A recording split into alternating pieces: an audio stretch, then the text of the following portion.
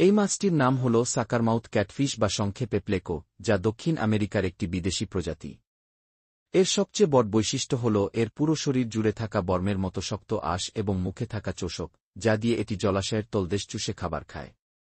এটি একটি আক্রমণাত্মক প্রজাতি, যা আমাদের নদীপুকুরে দ্রুত বংশবৃদ্ধি করে দেশীয় মাছের খাবার ও বাসস্থানের ক্ষতি করে। মাছটি অস্বাস্থ্যকর ও দূষিত পরিবেশেও সহজেই টিকে থাকতে পারে এবং এই কারণে এর শরীরে বিষাক্ত ভারী ধাতু জমা হওয়ার ঝুঁকি থাকে।